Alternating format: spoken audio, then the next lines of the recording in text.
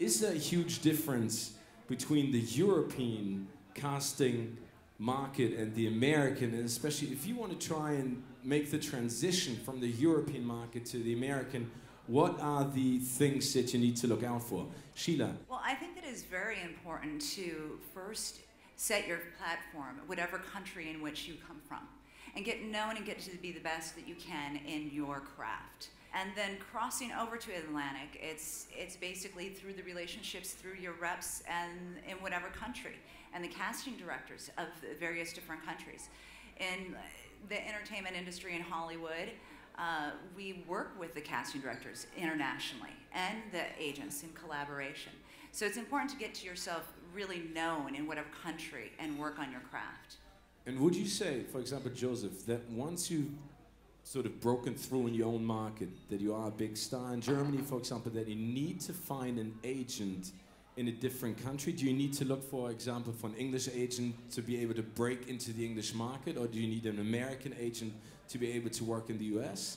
At least for myself, you have to get into me. So to get into me, the easiest way is through our relationships with our agents. So it isn't that we're not open to seeing talent or watching some film or a foreign film or something where you're like, oh, that's a fantastic actor. But I think for the most part, and realistically, it's like you need someone like Joe Yao or an agent that can do the proper introduction. And oftentimes, I think it's through certainly why I'm here, is to meet all the international casting directors that come to Berlin and develop my relationships with them. Then they in turn tell me who the talent is to look out for. So I would say that to begin with is developing your relationships with your casting directors wherever you're from. It's equally as important for us to develop relationships with foreign agents, because we ultimately end up working together as a team for that foreign actor. Who's in charge of your international career? How do you break it? I mean, is that... A lot of the times you work together as if we're all the same team. So it really depends. You know, some actors end up getting very close with their American agents, and some actors stay very close with their foreign agents, and ultimately we all work together especially if the client is being successful. What would you say is the necessity that you need as an actor or actress to be able to break into the sort of world market or American market?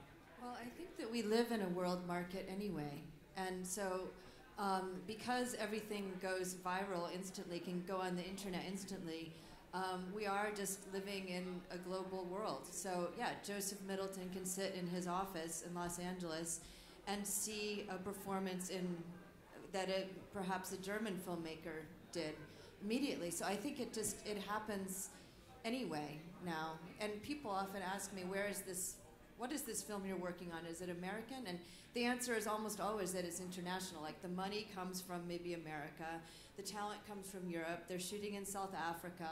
That's the way every project is now.